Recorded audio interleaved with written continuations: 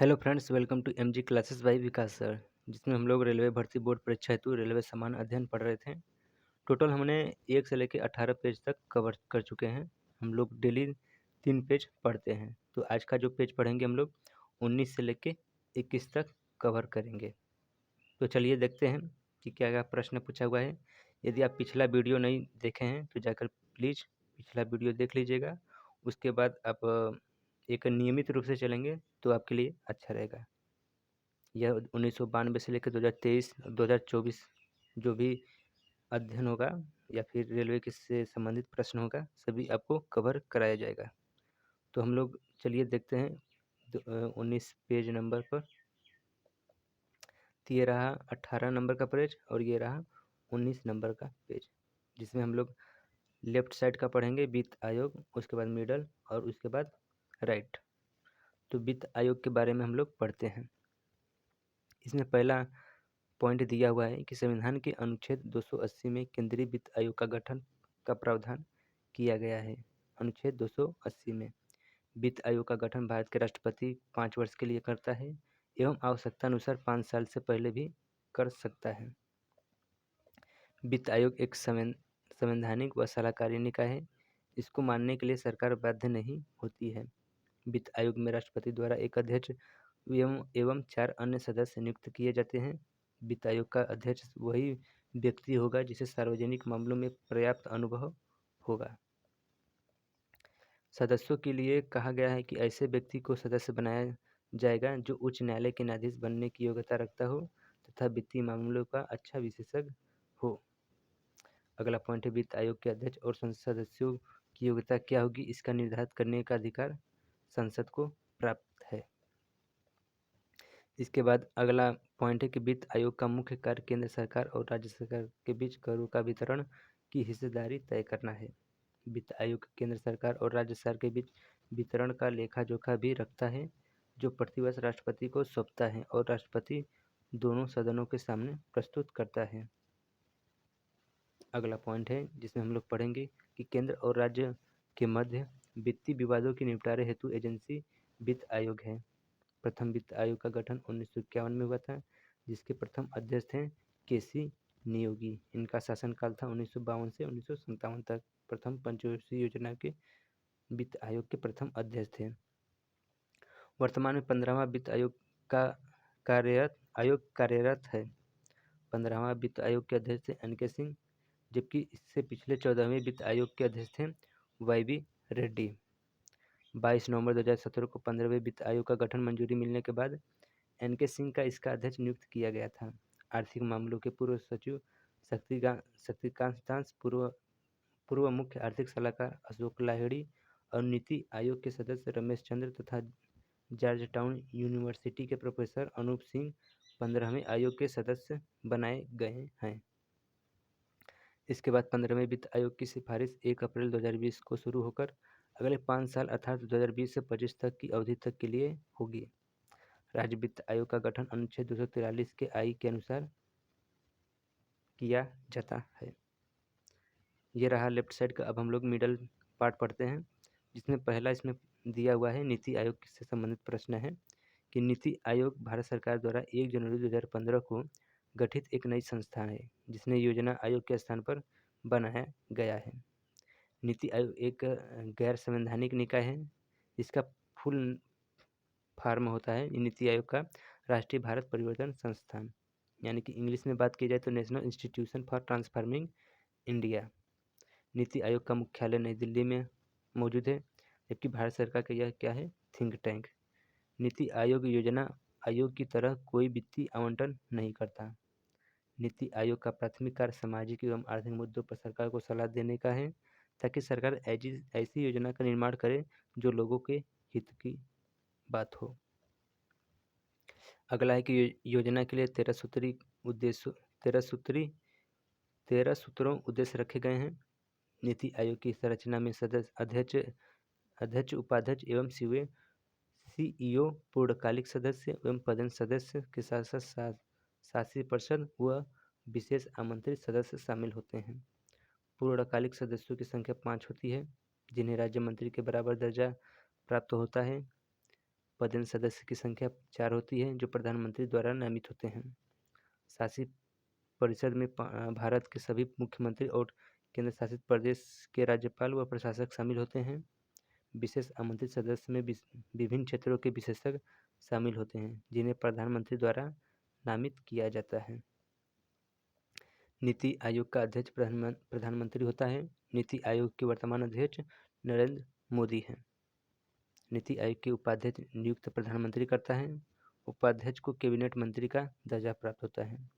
CEO Bharat सरकार के सचिव स्तर का अधिकारी होता है, जिसे निश्चित कार्यकाल के लिए प्रधानमंत्री द्वारा नियुक्त किया जाता है।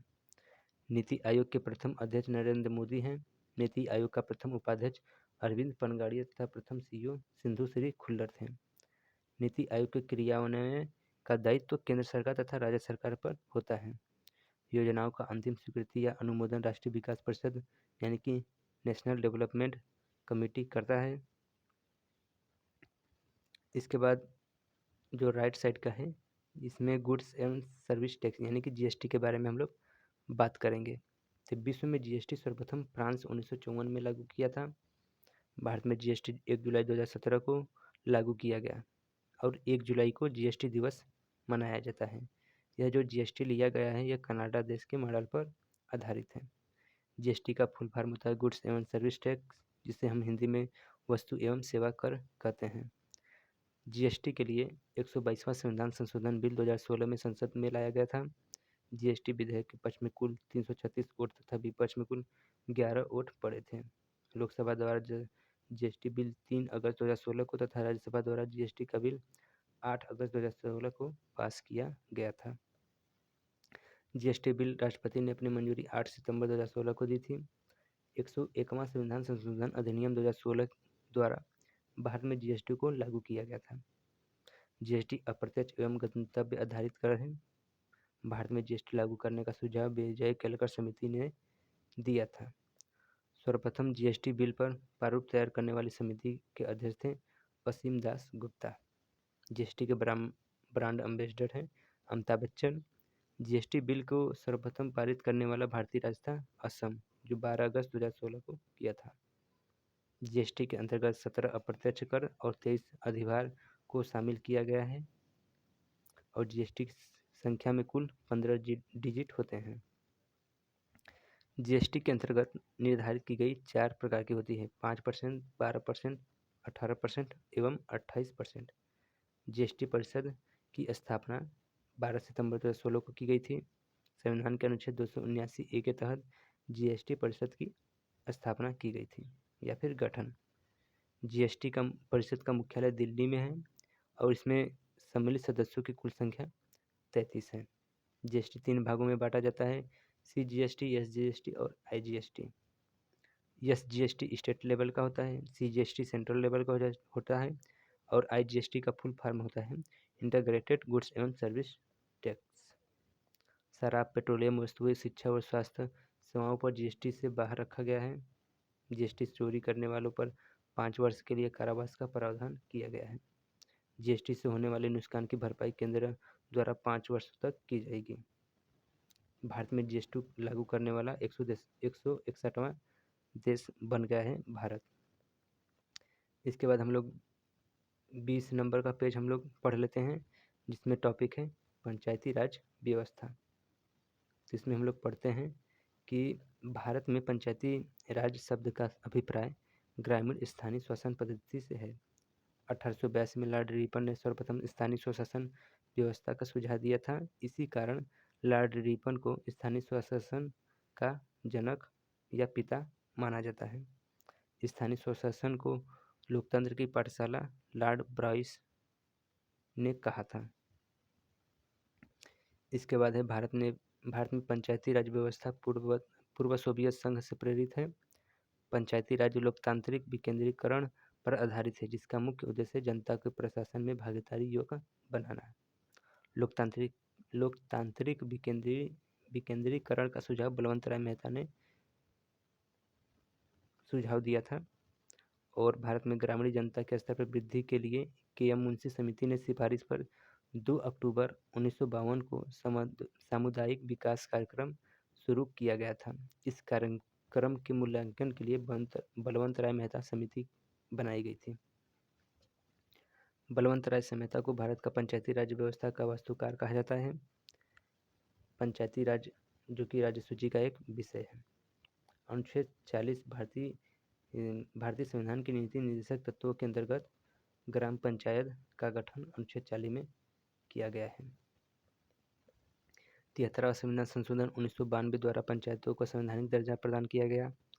संवैधानिक दर्जा देने की सिफारिश LM सिंघवी समिति 1986 तथा PK थुंगन समिति 1988 ने की थी। भारत में सर्वप्रथम पंचायती राज व्यवस्था त्रिस्तरीय की शुरुआत 2 अक्टूबर 1959 ईस्वी में जो प्रधानमंत्री थे तत्कालिक जवाहरलाल नेहरू द्वारा राजस्थान के नागौर जिला में हुआ था। आंध्र प्रदेश वह दूसरा राज्य बना जो 11 अक्टूबर 1959 को पंचायती राज व्यवस्था महबूबनगर जिले के सादनगर विकास खंड में लागू हुआ था।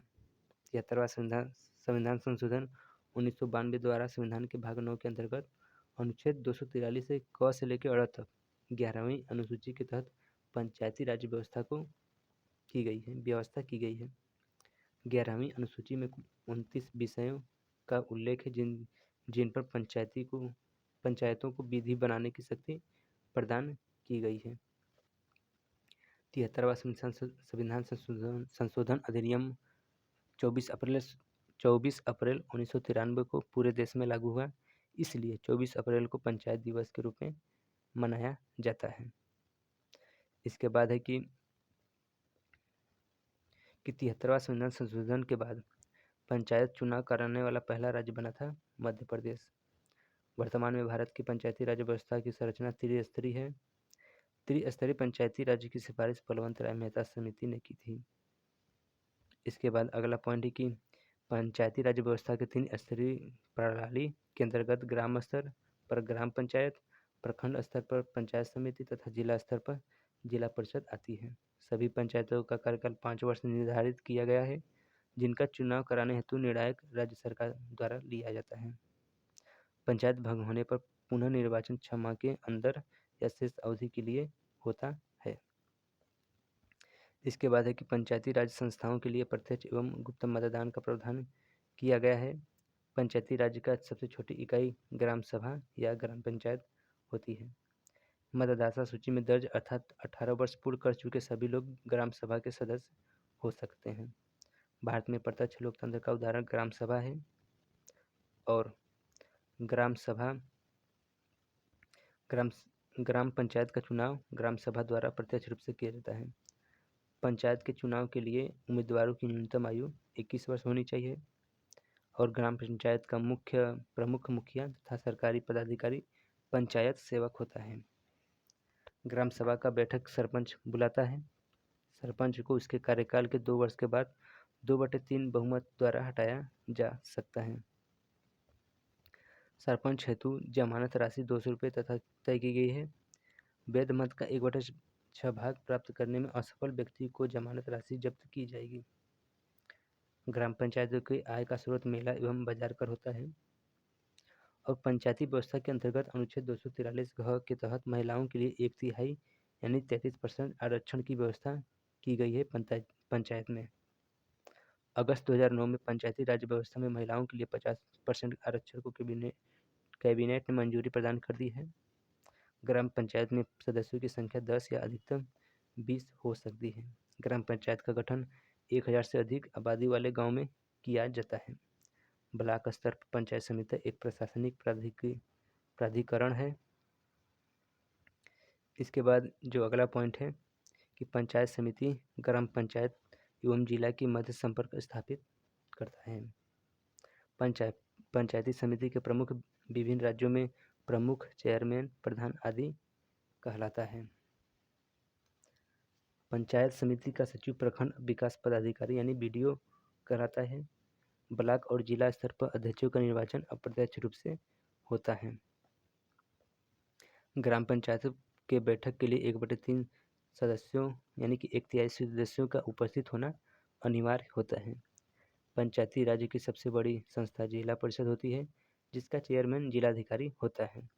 जिला परिषद का मुख्य कार्य समन्वय एवं पर्यवेक्षण है। स्थानीय सांसद और विधायक जिला परिषद का पदेन सदस्य होता है। भारत में कलेक्टर पद का सृजन 1772 में वारेन हेस्टिंग्स द्वारा किया गया था। केंद्र सरकार में ग्रामीण विकास मंत्री पंचायती राज्य के विभिन्न अंगों की निगरानी करते हैं। नागालैंड, मेघालय, मिजोरम तथा दिल्ली में पंचायती राज व्यवस्था नहीं है।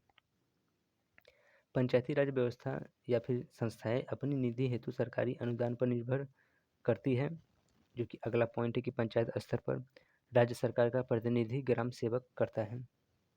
पंचायती राज व्यवस्था के अंतर्गत द्विस्तरीय संरचना का सुझाव अशोक मेहता समिति ने दिया था। और द्विस्तरीय प्रणाली के अंतर्गत ग्राम स्तर पर मंडल पंचायत तथा जिला स्तर पर जिला परिषद शामिल था।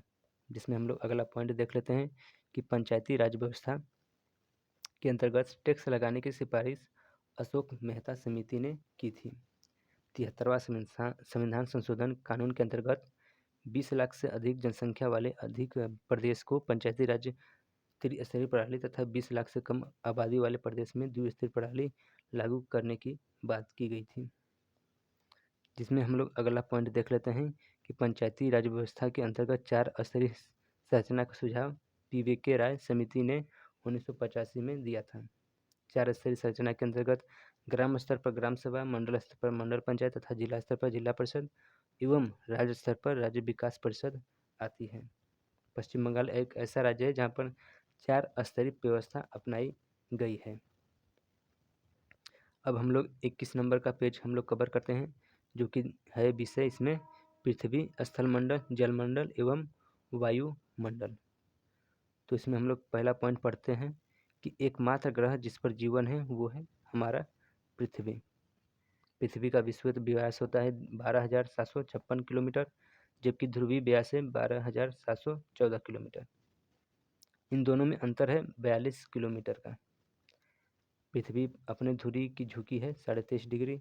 पृथ्वी गति करती है पश्चिम से पूर्व और अपने अक्ष पर घूमता है घूर्णन परि यानी कि पृथ्वी का अक्ष पर घूमना घूर्णन या परिभ्रमण कहलाता है।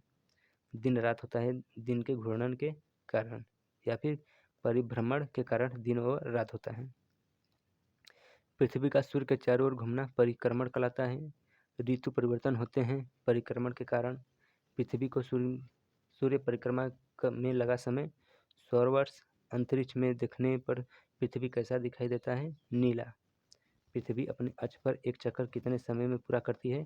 23 घंटे 56 मिनट 4 सेकंड। पृथ्वी को सूर्य की एक परिक्रमा करने में लगा कितना समय? तो 365 दिन 6 घंटे लगभग लगता है। सर्वप्रथम पृथ्वी की त्रिज्या मापी थी इरेटोस्थनीज ने। पृथ्वी से चंद्रमा का भाग दिखाई देता है 59%। पृथ्वी गोल है यह किसने कहा था? तो पाइथागोरस ने। पृथ्वी तथा सूर्य के मध्य अधिकतम तथा न्यूनतम दूरी होती है 4 जुलाई जिसे हम अपसौर कहते हैं और 3 जनवरी जिसे हम उपसौर कहते हैं। उपसौरिक एवं अपसौरिक को मिलाने वाली काल्पनिक रेखा कहलाती है एक्सपाइड रेखा। पृथ्वी की अपेक्षा चंद्रमा का द्रव्यमान 1/81 होता है। पृथ्वी का सबसे बड़ा हिमखंड अंटार्कटिका है। पृथ्वी का सुरक्षा वाल्व ज्वालामुखी। पृथ्वी का सबसे लंबा दिन 21 जून जो कि उत्तरी गोलार्ध और 22 दिसंबर दक्षिणी गोलार्ध में होता है। पृथ्वी का सबसे छोटा दिन 22 दिसंबर उत्तरी गोलार्ध और 21 जून दक्षिण गोलार्ध में होता है। दिन रात अवधि समान होता है भूमध्य रेखा पर। पृथ्वी पर दिन और रात बराबर होता है 23 सितंबर और 21 मार्च। पृथ्वी की आंतरिक संरचना 3 परतों में विभाजित है सियाल, सीमा, निफे। सियाल में भूपर्टी, सीमा में मेटल, निफे में क्रोड होता है। पृथ्वी का ऊपरी भाग है भूपर्टी जिसे हम क्रस्ट कहते हैं। भूपर्टी में प्रचुर मात्रा में उपलब्ध होता है ऑक्सीजन सिलिकॉन, जिसमें यह 46.6% ऑक्सीजन होता है और 27.72% सिलिकॉन होता है। सियाल के घटक होते हैं सिलिका तथा एल्युमिनियम। सी से सिलिका, एल से एल्युमिनियम। सीमा के घटक होते हैं तो सिलिका, एम से मैग्नीशियम। और निफे में बना होता है एन से होता है निकेल और एफ से होता है आयरन। इसके बाद अगला पॉइंट है कि पृथ्वी के नीचे द्रवित सेल को हम मैग्मा कहते हैं और पृथ्वी का औसत घनत्व होता है 5.5 ग्राम प्रति घन सेंटीमीटर। पृथ्वी की आयु ज्ञात की जाती है यूरेनियम डेटिंग विधि द्वारा। जीव मंडल पर आधारित ऊर्जा का मूल स्रोत होता है सूर्य। पृथ्वी के ताप को बनाए रखने के लिए उत्तरदायी है CO2 एवं जलवाष्प। पृथ्वी की संपूर्ण बाह्य परत लिथोस्फीयर कहलाता है। इसके बाद हम लोग अगला पॉइंट देख लेते हैं कि बाह्य परत का ऊपरी भाग स्टेनोस्फीयर कहलाता है। पृथ्वी पर जल का भाग 71% जबकि स्थल पर 29% मौजूद है। जल राशि का स्वच्छ जल भाग होता है 2.25। पृथ्वी पर अधिकतम ऊंचाई माउंट एवरेस्ट की है जबकि अधिकतम गहराई मेरियाना गर्त की। महासागरों की औसत गहराई 4000 मीटर होती है। सौर विकिरण का पृथ्वी पर पहुंचता है 51%।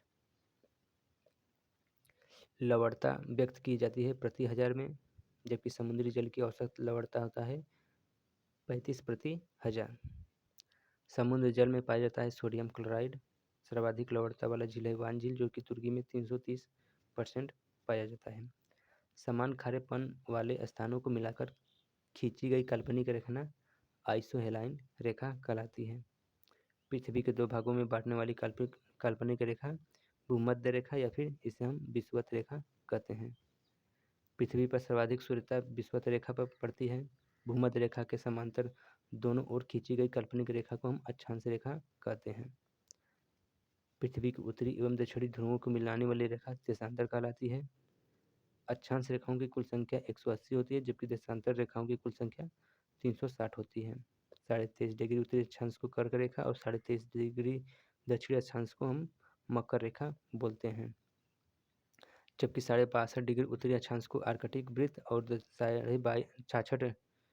66 डिग्री दक्षिणी अक्षांश को अंटार्कटिक वृत्त कहते हैं। पृथ्वी 1 घंटे में घूमती है 15 डिग्री देशांतर, जबकि एक देशांतर बराबर होता है 4 मिनट के। अश्व अक्षांश 30 से 35 डिग्री उत्तरी तथा दक्षिणी अक्षांशों के मध्य स्थित जो पेटियां हैं उसे हम अश्व अक्षांश कहते हैं। 0 डिग्री से देशांतर रेखा जो लंदन के ग्रीनविच स्थान से गुजरती है उसे हम प्रधान मध्याह्न रेखा कहते हैं। 180 देशांतर रेखाएं कहलाती है अंतर्राष्ट्रीय तिथि रेखा जो निर्धारण 1884 वाशिंगटन में की गई थी। अंतर्राष्ट्रीय तिथि रेखा खींची जा गई है प्रशांत महासागर से होकर। 82.5 पूर्वी देशांतर रेखा कहलाती है भारतीय मानक समय। दो अक्षांशों के मध्य की दूरी होती है 111 किलोमीटर, जबकि दो देशांतरों के बीच सर्वाधिक दूरी विषुवत रेखा पर होती है 111.32 किलोमीटर। दो देशांतर रेखाओं के बीच की दूरी को हम गोरे कहते हैं और 0 डिग्री अक्षांश व 0 डिग्री देशांतर अवस्थित होते हैं जो 0 डिग्री अक्षांश से अटलांटिक महासागर यानी कि अंध महासागर में अवस्थित होते हैं। ये दोनों। पृथ्वी पर वायु तथा गैसीय फैलाव है। वायुमंडल। वायुमंडल में जल वाष्प की मात्रा 0 से 4% मौजूद है। वायुदाब है। सामान्य दशाओं में समुद्र तल पर पारे से 76 सेंटीमीटर या 760 mm, जिसे हम सेंटीमीटर को हम mm में बदल देंगे तो ये ऊंचे स्तंभों वाले पड़ने वाला दाब कहते हैं। वायुमंडलीय दाब मापा जाता है बैरोमीटर से। वायुमंडलीय दाब की इकाई होती है बार। इसके बाद हम लोग अगला पढ़ लेते हैं कि एक बार बराबर होता है 10 के पावर 5 न्यूटन प्रति मीटर स्क्वायर। बैरोमीटर पाठ्यांक जब एक नीचे गिरता है तो संभावना होती है आधी तूफान की। बैरोमीटर पाठ्यांक जब धीरे धीरे ऊपर चढ़ता है तो संभावना होती है दिन साफ रहने की। बैरोमीटर पाठ्यांक जब धीरे धीरे नीचे गिरता है तो वर्षा होने की संभावना होती है। वायु में जल की उपस्थिति कहलाती है आर्द्रता, जबकि आर्द्रता मापक यंत्र होता है हाइग्रोमीटर। वायु में जो गैसों का मिश्रण होता है नाइट्रोजन, ऑक्सीजन और कार्बन, इसमें 78% नाइट्रोजन, 21% कार्बन ऑक्सीजन और 0.03% कार्बन। वायुमंडल में विद्यमान अक्रिय गैस है आर्गन। वातावरण तथा जीवमंडल के बीच संबंध कहलाता है पारिस्थितिकी। वायुमंडल में बटा गया है 5 परतों में। सबसे निचली परत कहलाता है क्षोभमंडल। इसमें मौसम घटनाएं होती हैं और सर्वाधिक घनत्व ही क्षोभमंडल का होता है। क्षोभ मंडल में प्रति 165 मीटर तथा 1 मीटर की ऊंचाई पर जाने पर ताप घटता है। यानी कि आप यदि 165 मीटर जाएंगे ऊपर तो 1 डिग्री सेल्सियस, या फिर 1 किलोमीटर की ऊंचाई पर जाने पर 6.4 डिग्री सेल्सियस ताप घटता है। पृथ्वी के अंतर प्रति 32 मीटर जाने पर तापमान में वृद्धि होता है 1 डिग्री सेल्सियस। क्षोभ मंडल की मोटाई मापी जाती है या वृद्धि होता है। ग्रीष्म ऋतु में वायुयान उड़ते हैं समताप मंडल में, और ओजोन परत जो कि पृथ्वी का सुरक्षा कवच कहते हैं, यह समताप मंडल यानी स्ट्रेटोस्फेयर में पाया जाता है। अगला है कि सूर्य में आने वाली पराबैंगनी किरणों को अवशोषित करता है ओजोन परत। ओजोन परत की मोटाई मापने के लिए प्रयोग किया जाता है डाप्सन इकाई की। ओजोन परत को नष्ट या क्षरण करने की गैस होती है CFC, क्लोरोफ्लोरोकार्बन, जो कि फ्रिज से ज़्यादा उत्पन्न होती है। उल्का से संबंधित घटनाएं मध्यमंडल में होती है, जबकि रेडियो तथा संचार से संबंधित घटनाएं आयन मंडल में होती है। वायुमंडल में सबसे ऊपरी परत बहिर्मंडल, green house gas CO2, CFC, CH4, NO2 यानी कार्बन डाइऑक्साइड, क्लोरोफ्लोरोकार्बन, मीथेन और नाइट्रस ऑक्साइड, यह ग्रीन हाउस गैस कहलाती हैं। भारत की जलवायु है उष्णकटिबंधीय मानसूनी। भारत सबसे पहले आता है केरल राज्य से जून के प्रथम सप्ताह में। मानसून सबसे पहले आता है केरल राज्य में जून के प्रथम सप्ताह में। भारत का अधिकांश या सर्वाधिक वर्षा होती है दक्षिणी पश्चिमी मानसून से। अगला पॉइंट है कि तमिलनाडु के तटों पर या कोरोमंडल तट पर वर्षा होती है उत्तर पूर्वी मानसून या लौटती मानसून के कारण, जो कि जाड़े के दिनों में होता है। भारत का औसत राष्ट्रीय वर्षा 110 सेंटीमीटर होती है। पछुआ हवाएं चलती हैं चक्रवाती वर्षा, या फिर पछुआ हवाओं से होती है चक्रवाती वर्षा। पछुआ हवा कहलाती है गर्जता 40, प्रचंड 50 और चीखता 60। फेरल के नियम संबंध है पवनों की दिशा से। इसके बाद है कि अगला क्वेश्चन कि विषुवत रेखी निम्न वायुदाब की पेटी कहलाता है 7 कटिबंध या फिर डोल ड्रम। तो फ्रेंड्स, हम लोगों ने आज कवर किया है 19 से लेके 21 पेज, यानी टोटल हम लोग 3 पेज कवर करते हैं। आपको पता ही होगा कि हम लोग डेली का 3 पेज कवर करते हैं। अब हम लोग अगले वीडियो जो होगा अगला, उसमें भी हम लोग 3 पेज कवर करेंगे 22, 23, 24। तो मिलते हैं अगले वीडियो में। यदि आप हमारे चैनल पर नए हैं तो चैनल को सब्सक्राइब कर लीजिएगा, क्योंकि हम ज़्यादा बोलते नहीं हैं कि चैनल को सब्सक्राइब करने के लिए। यदि आपका मन होगा तो करिएगा, नहीं मन होगा तो मत कीजिएगा। तो मिलते हैं अब नेक्स्ट वीडियो में, तब तक के लिए आपका धन्यवाद।